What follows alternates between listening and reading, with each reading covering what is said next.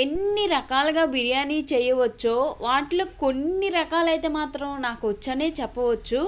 మిగతా కూరల విషయంలో ఏమో కానీ ఇలా బిర్యానీలు చేయాలంటే ఇంట్రెస్ట్తో పాటు కొంచెం బాగా చేయగలను కూడా.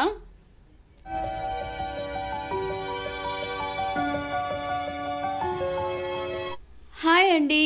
ఈరోజు చాలా సింపుల్గా అలానే త్వరగా అయిపోయే సూపర్ టేస్టీ బిర్యానీ అయితే మటన్ బిర్యానీ అయితే ఈరోజు మీకు నేను చూపిస్తానండి. వీడియోని స్కిప్ చేయకుండా లాస్ట్ వరకు చూడండి. మటన్ త్వరగా ఉడకదు కాబట్టి కుక్కర్లో ఒక 5-6 విజిల్ వచ్చిన తర్వాత మనం గాలి మొత్తం పోయేంత వరకు పక్కన పెట్టుకుందాము. 3 ఉల్లిపాయల్ని చిన్న చిన్న ముక్కలుగా కట్ చేసుకోవచ్చు, లేదా మనం మిక్సీ అయినా పట్టుకోవచ్చు. 2 టమోటాలను అయితే సన్న సన్న ముక్కలుగా కట్ చేసుకోవాలి. 3 లేదా 4 పచ్చిమిరకాయలను అయితే చీలికలుగా అయితే చేసుకోవాలి. ఇక్కడ ఉల్లిపాయలు 3 కానీ 4 కానీ అంటే మీ క్వాంటిటీని బట్టి తీసుకోవాలి. కొత్తిమీర బాగా కొద్దిగా ఎక్కువగానే శుభ్రంగా కడుక్కొని పక్కన పెట్టుకోవాలి. పుదీనా కూడా కొంచెం పక్కన పెట్టుకోవాలన్నమాట. కొంచెం కొత్తిమీర ఎక్కువ తీసుకుంటే బాగుండిద్ది.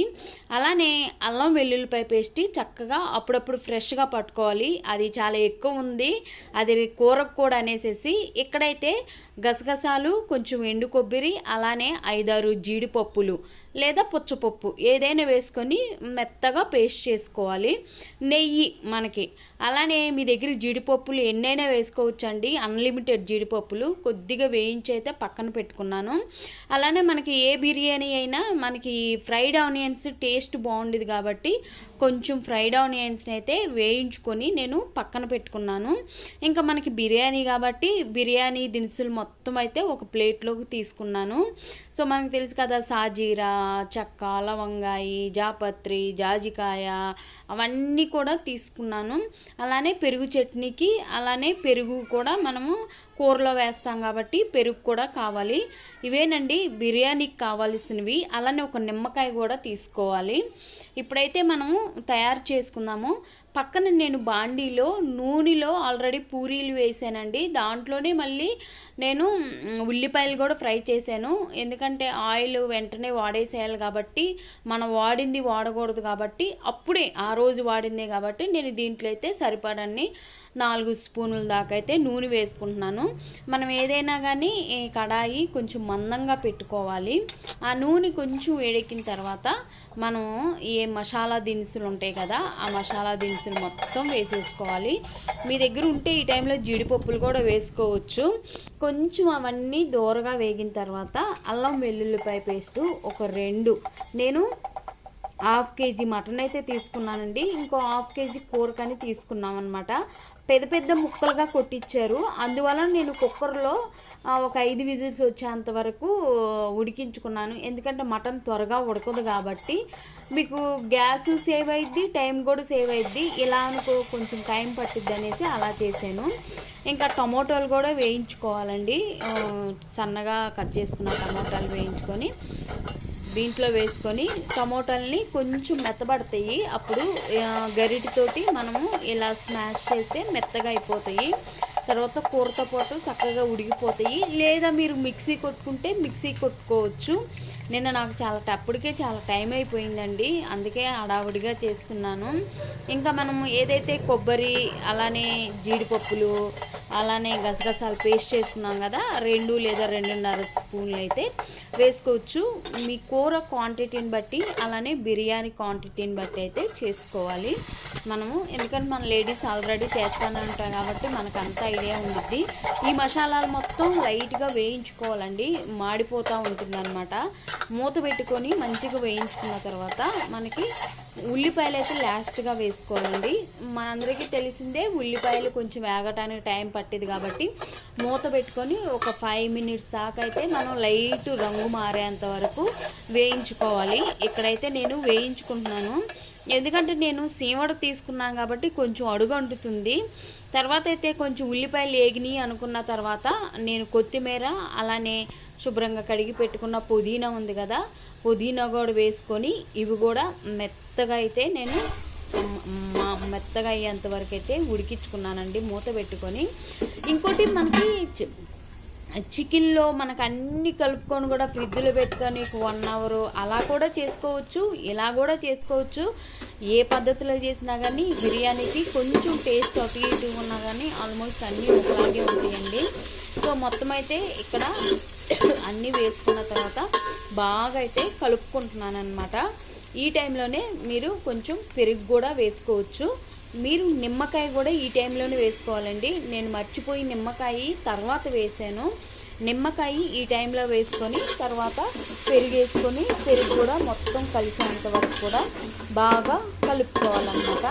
మనం మామూలుగా అయితే శుభ్రంగా మటన్ కడుక్కొని ఉప్పు కారం అన్ని ధనియాల పొడి జీలకర్ర పొడి మొత్తం వేసి పెరుగు వేసి బాగా కలిపి ఫ్రిడ్జ్లో పెడతాము.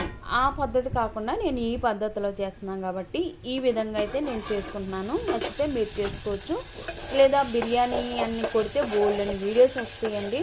సో అవి చూసి కూడా చేసుకోవచ్చు. నేనైతే ఏ వీడియో చూడలేదు, ఎందుకంటే ఆల్రెడీ నాకు బిర్యానీలు చేయటం వచ్చు కాబట్టి నా ఓన్గానే నేను చేస్తాను. ఇప్పుడైతే బాగా మసాలాలు వేయించుకున్నాం కదా, మరి నేనైతే డైరెక్ట్గా మటన్ వేస్తాను కాబట్టి ఇప్పుడు సరిపడినంత పసుపు, సరిపడినంత కారం, మీ టేస్ట్కి తగ్గట్టుగా 2 లేదా 3 స్పూన్లు, నేను కొంచెం పసుపు 2 స్పూన్ల కారం, అలానే ధనియాల పొడి కొంచెం 1 స్పూను, జీలకర్ర పొడి కొద్దిగా వేసుకోవాలి. గరం మసాలా ఆల్రెడీ మనకు దినుసులన్నీ ఉన్నాయి కాబట్టి గరం మసాలా అవసరం ఉండదు. అలా మ్యారినేషన్ చేసుకోవాలనుకుంటే దాంట్లో వేసుకోవచ్చు అనమాట.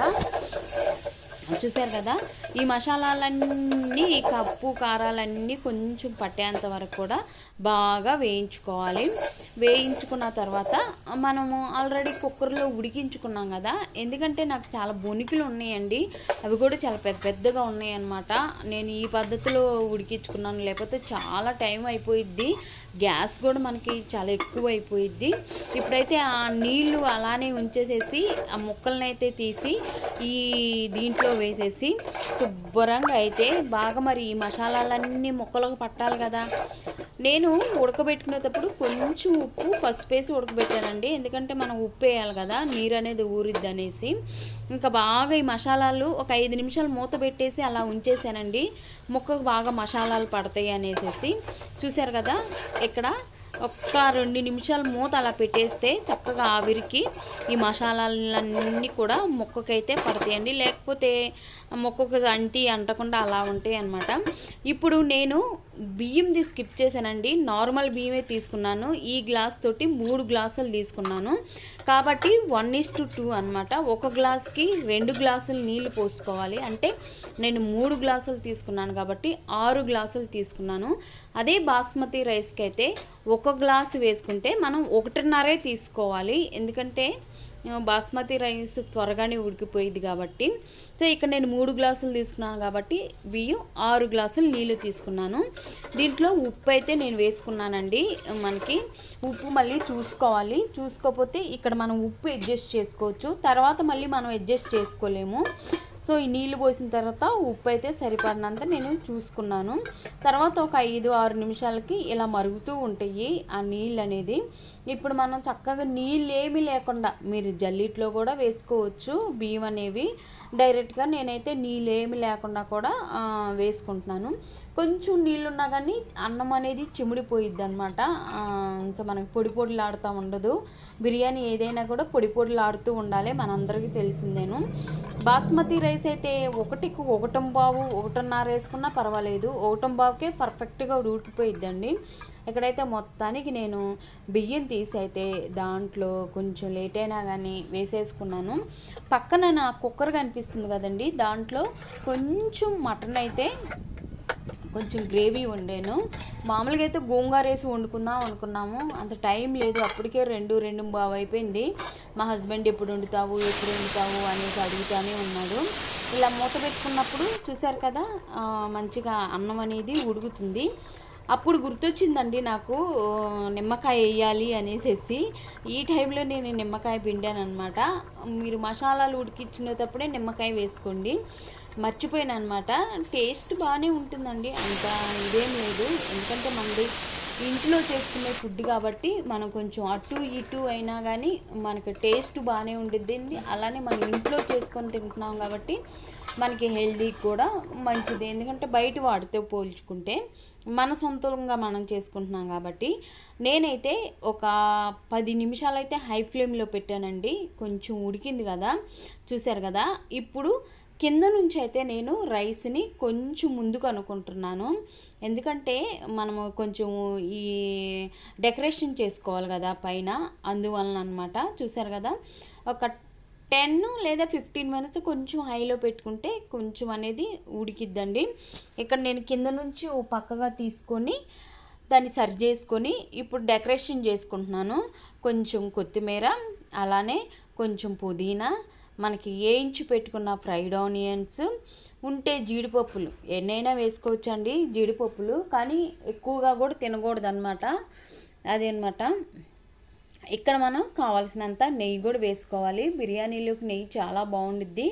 అసలు మొత్తం నెయ్యితో కూడా చేసుకోవచ్చు అనమాట. నూనె స్కిప్ చేసి నెయ్యితో కూడా చేసుకోవచ్చు. కొంతమంది నెయ్యి సగం వేసుకుంటారు, డాల్డా కూడా వేసుకుంటారు. బట్ డాల్డా అయితే హెల్త్కి మంచిది కాదు కాబట్టి నేను ఏ రోజు కూడా డాల్డా అసలు వేసి నేను బిర్యానీ ఇప్పుడు వరకు ఫస్ట్ టైం కూడా చేయలేదండి. అసలు నేను చెయ్యబోను కూడా, ఎందుకంటే డాల్డా అంత మంచిది కాదు. సో మనకి నెయ్యి ఉంటే చక్కగా నెయ్యితోనే చేసేసుకోవచ్చు. మనకి నెయ్యి లేదు కాబట్టి నూనెతో చేసుకున్నాను.